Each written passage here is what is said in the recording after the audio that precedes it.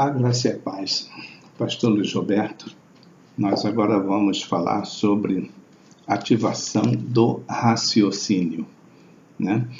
Na aula anterior nós falamos sobre ativação do entendimento. Agora nós vamos trazer para a ativação do raciocínio. Acontece que a maioria das pregações, elas falam mais para as emoções das pessoas, né, dos seus ouvintes, e elas procuram sempre atingir os sentimentos. Porém, a igreja ela não pode viver só com esse tipo de pregação, mas também precisa de mensagens que ativem o raciocínio, que se faz pensar nas verdades bíblicas apresentadas. Então, veja bem como é que isso se faz importante, né? Nós precisamos ativar o raciocínio dos ouvintes, fazer esses ouvintes raciocinarem sobre aquilo que está sendo pregado, aquilo que está sendo falado, né? Para que a verdade que está sendo transmitida, ali apresentada, ela seja penetrada nas suas mentes e nos seus corações, tá? Então é preciso servir-se de uma persuasão racional. Até coloquei aqui, ó. Persuasão racional. Sem com isto anular a espiritualidade. Tá bom? Então, vamos lá. Fazer uma persuasão. Geralmente, quando se fala isso, a pessoa acha que não é muito legal, é uma expressão assim meia forte, que não está dentro de um contexto evangélico. Mas essa persuasão racional, ela precisa acontecer dentro de uma pregação, tá? E mesmo usando essa persuasão racional, a pregação, ela não deixa de ser espiritual, ela não deixa de alcançar o objetivo espiritual através da palavra, porque a palavra, ela vem do Espírito. Então, ela vai fazer aquilo que lhe apraz, né?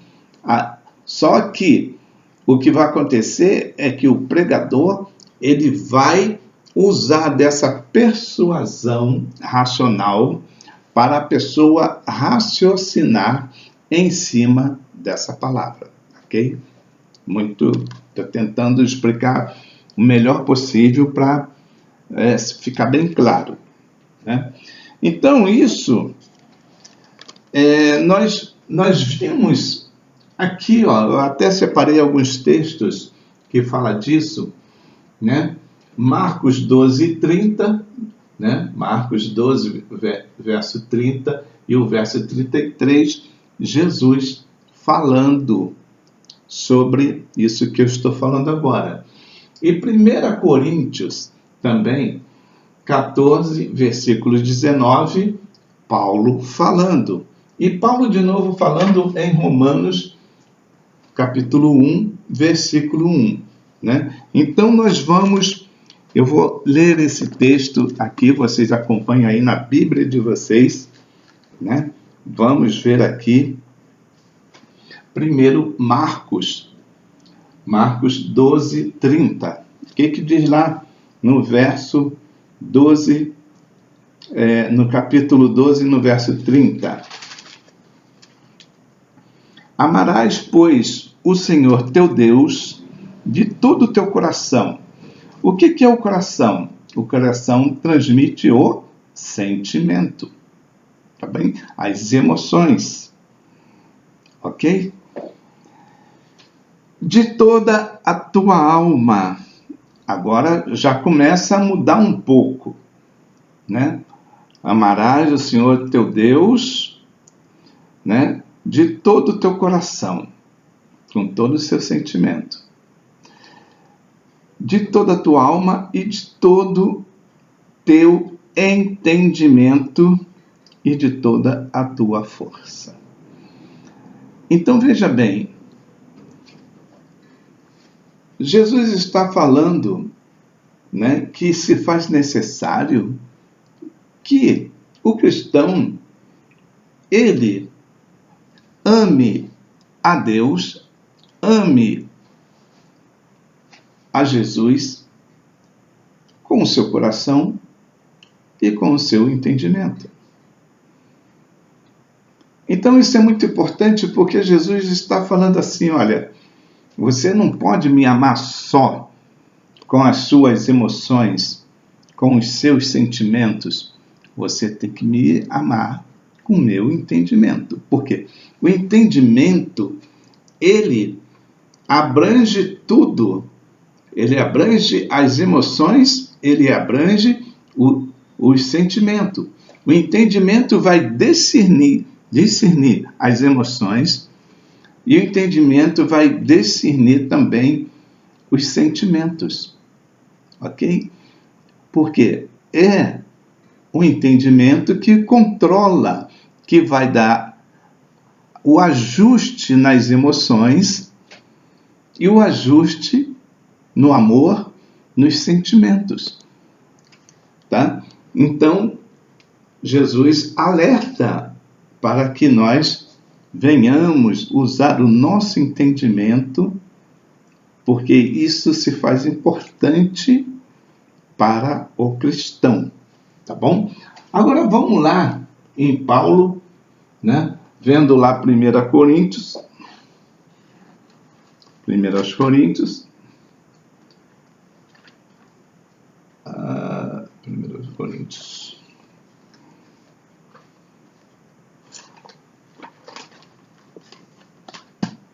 Primeiros Coríntios 14, 19. 14, 19, que fala assim: contudo, prefiro falar na igreja 5 palavras com o meu entendimento para instruir a outros, do que falar 10.000 palavras em outra língua. Ou seja, se você falar algo inteligível, o outro vai entender. Mas se você falar numa língua que ele não entende, ele não vai entender. É claríssimo isso, tá? Então, Paulo, ele fala, prefiro falar com o meu entendimento. Porque quando eu falo com o meu entendimento, eu me faço ouvido pelos outros e os outros vão me entender. Eles vão entender aquilo que eu estou falando. Porém, se eu falar em palavras inteligíveis ou palavras na língua dos anjos ou palavras espirituais, né, eu não vou me fazer entendido pelo meu próximo, pelo outro, pela igreja, tá? Mas quando eu falo com o meu entendimento, eu estou usando o meu entendimento para atingir o seu entendimento. Essa é a diferença. Agora vamos lá em Romanos capítulo 1, verso 1, onde Paulo também fala uma coisa muito importante aqui, tá? Que o cristão, ele precisa estar atento a isso. Ele começa falando aqui no capítulo 12, rogo-vos, pois, irmãos, pelas misericórdia de Deus, que apresenteis o vosso corpo por sacrifício vivo, santo e agradável a Deus, que é o vosso culto racional. Tá? Então vamos lá. A persuasão racional, né, ativa o raciocínio. Tá? Então, quando você presta um culto racional, você está apresentando o culto a Deus com o seu entendimento e não com a tua emoção, não com o teu sentimento. Porque Deus conhece o teu coração. Não conhece? Conhece. Você por dentro, conhece você por fora, né? Mas Ele quer que você preste um culto racional para Ele. Um culto com todo o seu entendimento, para que Deus possa saber que Ele está se fazendo entendido por você. Você está reconhecendo quem é Deus. E aí, esse culto que você vai prestar a Ele é um culto racional, não um culto sentimental, não um culto emocional, mas um culto racional. Deus quer um culto racional e não um culto sentimental, não um culto, né? Então, a gente às vezes acha que as emoções elas falam mais alto do que o nosso raciocínio. E as coisas não são assim, tá? Então, Deus quer fazer você pensar. Deus quer fazer você ficar entendido, apercebido das coisas de Deus, tá? Ele quer que você use o teu raciocínio. Por isso que é bom o cristão estudar, para que ele possa ver algumas diferenças das suas atitudes, porque quando, né, a gente começa a estudar, a gente começa a mudar algumas percepções nossas em relação a algumas coisas. Por quê? Porque nós vamos muito através daquilo que se vê, daquilo que se ouve, mas não daquilo que se estuda, daquilo que se procura entender, né? Procura ver realmente o que é. Então, era isso que os crentes bereanos faziam. Eles iam para os cultos, né? E eles ali ouviam a palavra, mas quando eles chegavam na casa deles, eles iam analisar aquela palavra que foi pregada, tá? Então, eles faziam a comparação. Pegava lá os escritos, as escrituras que eles tinham na época, e para ver se estava dentro realmente da Escritura. E assim deve ser o crente de hoje. Nós não podemos aceitar tudo, engolir tudo, entendeu? Sem procurar ver se na Bíblia está realmente dizendo aquilo. Ok? Vamos prosseguir então. Quais os métodos que apelam para a razão? Ou sejam, né, que leva a pessoa a raciocinar? Resposta: aqueles que exercitam os argumentos, aqueles que defendem o que é analisar as verdades do Evangelho, tá? Então, você precisa defender argumentos, ter defesa de argumentos. Você precisa analisar as Escrituras, o Evangelho, né? Porque o campo do argumento, ele é muito vago e extenso. E geralmente a pessoa deixa esse campo vago e extenso vazio, sabe? Ela não tem argumento para nada. Por quê? Porque ela não conhece a palavra. Então ela precisa conhecer a palavra para ter argumento, tá bom? Preencher esse campo vazio. Então o pregador deve ter muito cuidado nesse campo para que não desvie as verdades bíblicas, né? E a aplicação ao raciocínio, ele precisa ter o objetivo de convencer e persuadir através do argumento. Ah, pastor, mas quem convence é o Espírito Santo. Amém. Exatamente.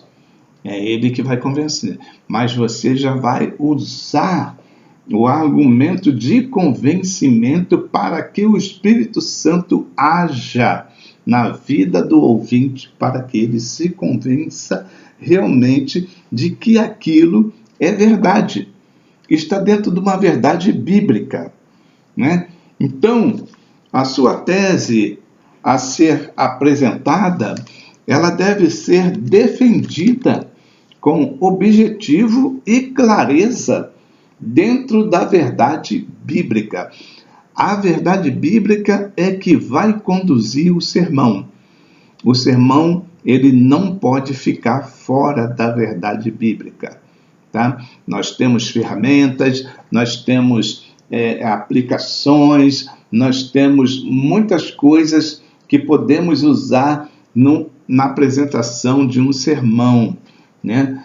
Quando nós explanamos um sermão, mas a verdade bíblica, ela tem que prevalecer. Amém? Então, que Deus abençoe vocês e vamos aplicar essa ativação do raciocínio, tá?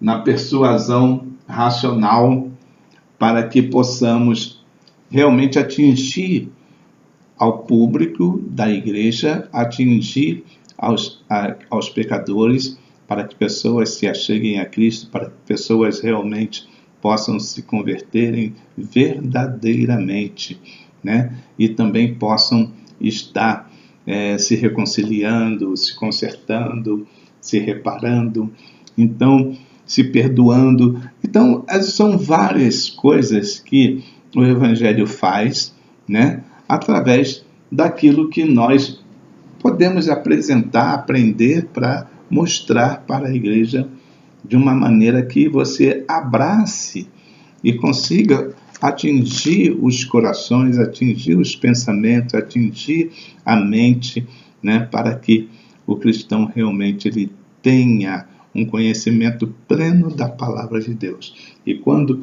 conhecer a verdade vos libertará, e quanto mais você conhecer essa verdade, mais você conhece Deus. Que Deus abençoe em nome de Jesus.